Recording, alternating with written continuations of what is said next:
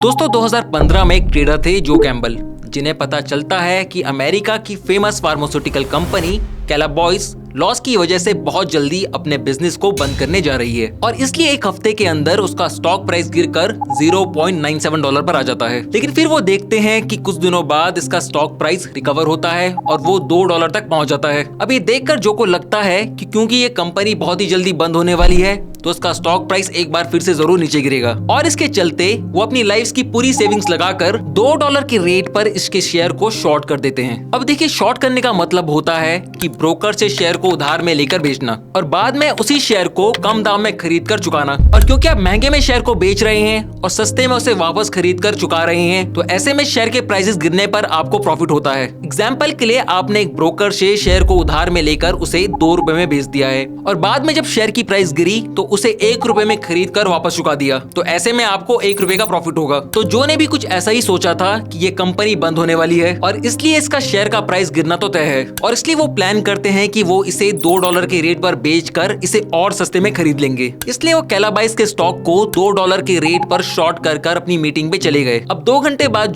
जब अपनी मीटिंग से वापस आते हैं तो वो देखते हैं कि उनके डीमैट अकाउंट में 95 लाख रुपीस का लॉस है और ये 95 लाख उनके जिंदगी भर की सेविंग्स थी। अब देखिए, जो कोई लॉस इसलिए होता है क्योंकि जब अपनी मीटिंग में बिजी थे तो उसके बीच में एक न्यूज आती है कि कैलाबॉयस कंपनी को एक दूसरी कंपनी खरीदने वाली है और इसकी वजह से इसका स्टॉक प्राइस $2 से बढ़कर $16 पर चला जाता है। तो जो ने जिस स्टॉक को $2 के रेट पे बेचा था उसे उन्हें $16 के रेट पर वापस खरीदना पड़ा था। अब क्योंकि उनके पास एक बहुत बड़ी क्वांटिटी थी जिसकी वजह से उन्हें 95 लाख का लॉस हुआ। अब अगर हम इस स्टोरी को एनालाइज करें तो इससे हम 3 लेसन्स को सीख सकते हैं। पहला, कभी भी अपनी ट्रेड के ऊपर ओवर कॉन्फिडेंट मत रहो। जो कि सबसे बड़ी गलती यही थी कि वो अपनी ट्रेड को लेकर बहुत ही ज्यादा ओवर कॉन्फिडेंट थे, जिसकी वजह से जो ने स्टॉप लॉस को नहीं लगाया और अगर जो ने स्टॉप लॉस को लगाया होता तो उन्हें इतना बड़ा लॉस तो नहीं होता। दूसरा, हमेशा अपने स्टॉक्स को मॉनिटर करो। जो ने अपने स्टॉक्स को मॉनिटर नहीं किया और वो मीटिंग में चले गए। अगर जो अपने स्टॉक को मॉनिटर करते तो वो इतने बड़े लॉस को रोक सकते थे।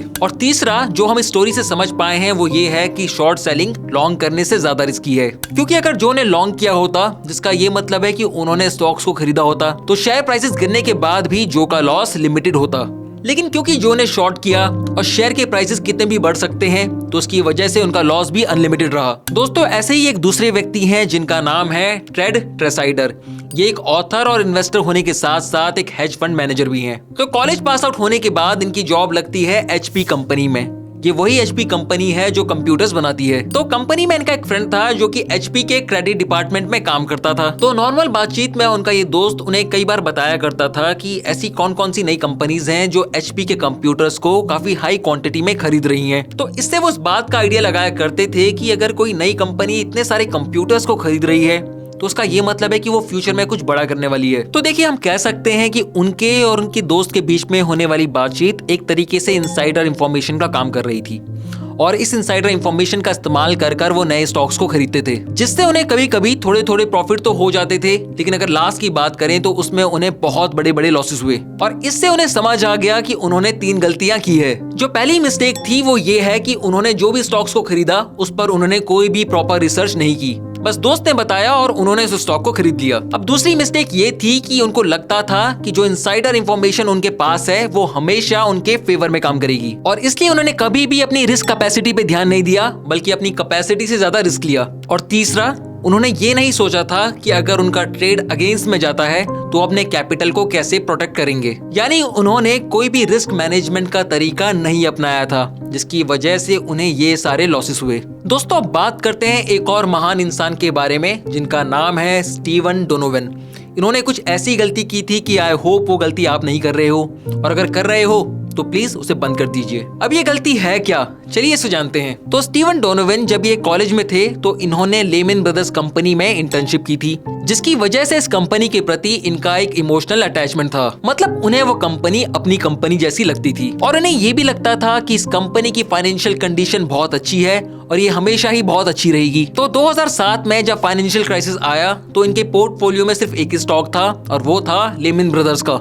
और आप ये तो जानते हो कि 2008 में मार्केट क्रैश होने के पीछे लेमन ब्रदर्स का बैंकरप्ट होना एक बहुत ही बड़ा रीजन था। और क्योंकि स्टीवन ने अपनी सारी की सारी कैपिटल लेमन ब्रदर के स्टॉक में इन्वेस्ट कर रखी थी, इसलिए लेमन ब्रदर्स के डूबने के साथ साथ उनका भी सारा का सारा पैसा डूब गया। अब यहाँ से हमें ये लेसन मिलता है कि आप जिस भी कंपनी में इन्वेस्ट कर रहे हो, वो कंपनी भले ही कितनी बड़ी हो या कितनी अच्छी क्यों ना हो, अगर आप अपना सारा का सारा पैसा सिर्फ एक ही स्टॉक में डाल देंगे तो उस केस में आपको पूरा लॉस हो सकता है। तो इसलिए हमेशा अपनी इन्वेस्टमेंट्स को डाइवर्सिफाई करें। दोस्तों, अब कहानी है एक पर्सनल फाइनेंस एक्सपर्ट की जिनका नाम है जॉन डबलिन, और इन्होंने 90s की एंडिंग में इन्वेस्टिंग स्टार्ट की थी। तो उस टाइम पीरियड में मार्केट अप ट्रेंड में था और जितने भी टेक स्टॉक्स हैं काफी अच्छा परफॉर्म कर रहे थे। तो इस अप ट्रेंड में जॉन ने एक टेलीकॉम कंपनी World.com के शेयर्स को बाय कर लिया और उनको लगा कि भैया अब तो लॉटरी लगने वाली है। और इसके साथ साथ उस टाइम पर एक और नया अपडेट आया कि यूएस की दूसरी टेलीकॉम कंपनी MCI ने World.com के साथ मर्जर अनाउंस कर दिया है, जिसकी वजह से World.com के शेयर प्राइसेस काफी बढ़ गए और इस खबर ने जो के जॉय को काफी बढ़ा दिया। लेकिन फाइनली इन दोनों का मर्जर नहीं हुआ, जिसके बाद World.com के शेयर प्राइसेस गिर गए। अब देखिए, जो ने रिसर्च नहीं किया तो उनको लगा कि अगर शेयर प्राइसेस गिरी हैं तो दोबारा बढ़ भी जाएंगी, तो उन्होंने World.com के शेयर्स को बल्क में लेना शुरू कर दिया। उसके कुछ टाइम बाद .com बबल क्रैश हुआ, जिसकी वजह से World.com कंपनी बैंकरप्ट हो गई और ऐसे में जो का सारा पैसा डूब गया। तो इससे हमें दो लेसन्स मिलते हैं। पहला लेसन ये है कि अगर आपने स्टॉक को खरीद लिया है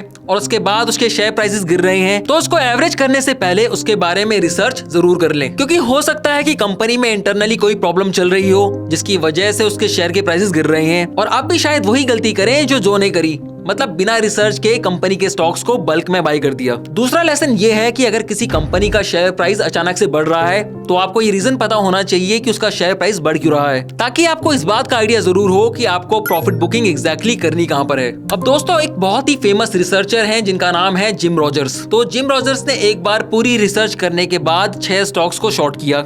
अब देखिए, मैंने आपको स्टार्टिंग में ही बताया है कि शॉर्ट करने पर प्राइस गिरने से प्रॉफिट होता है। तो चलिए दोबारा अपनी कहानी पर वापस आते हैं।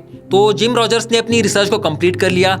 उसके बाद उन्होंने 6 ऐसे स्टॉक्स के बारे में पता किया जिनकी कंपनी बैंकरप्ट होने वाली है और उसके बाद उन्होंने इस 6 कंपनियों के स्टॉक्स को शॉर्ट कर दिया। लेकिन उनके शॉर्ट करने के 2 महीने बाद इन 6 के 6 स्टॉक्स का प्राइस बहुत ज्यादा बढ़ गया, जिसके चलते जिम रॉजर्स का सारा पैसा डूब गया। अब देखिए, कहानी ये नहीं है कि उन 6 स्टॉक्स का प्राइस बढ़ गया और जिम को लॉस हो गया। तो देखिए, एक्चुअल कहानी ये है कि 2 महीने के बाद जिन 6 कंपनीज के स्टॉक का प्राइस बढ़ गया था, 2 साल बाद ये कंपनीज बैंकरप्ट हो गई, जिसका ये मतलब है कि जिम की रिसर्च तो सही थी लेकिन उनकी टाइमिंग गलत थी। तो देखिए, इससे हमें ये लेसन मिलता है कि कई बार इतने बड़े इन्वेस्टर्स भी मार्केट को अच्छे से टाइम नहीं कर पाते हैं। तो अगर आप ये सोच रहे हो कि आप किसी स्टॉक को आज खरीदोगे और कल से ही उसका प्राइस बहुत ही ऊपर चला जाएगा, तो इस मेंटालिटी के कारण आपको बहुत बड़ा लॉस हो सकता है। देखिए, शेयर मार्केट में अच्छी खासी रिसर्च करने के बाद ये तो बताया जा सकता है कि किसी शेयर की प्राइस बढ़ेगी या घटेगी, लेकिन एग्जैक्टली किस पॉइंट पर घटेगी या बढ़ेगी ये बताना काफी मुश्किल है। तो इसलिए मार्केट को टाइम करने की गलती ना करें। तो आई होप जितने भी रियल लाइफ एग्जांपल्स और इंसिडेंट्स हमने आज आपके साथ शेयर किए हैं, आप उनसे कुछ सीखोगे और वो गलती तो बिल्कुल नहीं करोगे जो इन्होंने की थी। मैं उम्मीद करता हूँ कि आपको हमारी ये वीडियो जरूर पसंद आई होगी। इस तरीके की और वीडियोस देखने के लिए हमारे चैनल को सब्सक्राइब करें और हमेशा अपना कांस्टेंट सपोर्ट हमें देते रहें। धन्यवाद।